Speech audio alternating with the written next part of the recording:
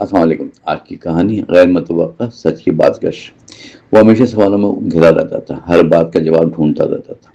زندگی اسے ایک پہلی لگتی تھی جس کا حل کہیں نظر نہ آتا تھا۔ لوگ اسے عجیب سمجھنے لگتے اکثر، مگر وہ سچ کی متلاشی تھا۔ دل میں کئی الجھنیں بسی ہوئی تھی۔ اس کے پاس ایک سوال خاص تھا جو برسوں سے اسے بے چین کر رہا تھا کہ لوگ بدل کیوں جاتے ہیں اچانک؟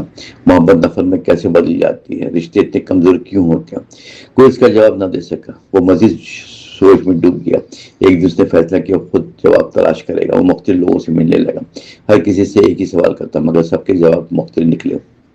کوئی کہتا وقت بدل دیتا ہے، کوئی کہتا ہے انسان خود بدل جاتا ہے۔ یہ تضاد سے اور الجھانے لگا۔ کوئی اور سچ سامنے نہ آیا، ہر جواب ادھورا سا محسوس ہوا۔ وہ تھک کر ایک دن بیٹھ گیا، سوچتا رہا خاموشی کے عالم میں کہ شاید سوال ہی غلط ہے، پھر جواب کہیں اور چھپا ہے۔ اس دوران ایک بزرگ ملے اسے جن کی آنکھوں میں گہرائی تھی۔ انہوں نے اس کا سوال سنا اور مسکرا کر خاموش ہو گیا۔ کچھ دیر بعد انہوں نے جواب دیا جو سن کر وہ حیران رہ گیا۔ یہ جواب اس نے سوچا نہ تھا۔ بزرگ نے کہا لوگ نہیں بدلتے، صرف حالات ان کا رنگ بدل دیتے ہیں۔ جو اندر چھپا ہوتا ہے پہلے سے وہی وقت کے ساتھ ظاہر ہوتا ہے۔ محبت بھی سچی ہوتی رہتی ہے، اگر کمزور ہو ٹوٹتی ہے۔ یہ سن کر وہ گہری سوچ میں پڑ گیا۔ اسے اچانک بہت کچھ سمجھ آ گیا کہ وہ جواب باہر ڈھونڈ رہا تھا جبکہ حقیقت اندر چھپی ہوئی تھی۔ ہر انسان ایک آئینہ ہوتا ہے جو حالات کے ساتھ بدلتا ہے، بلکہ اپنی اصل دکھا دیتا ہے۔ یہی وہ حیران کن جواب تھا۔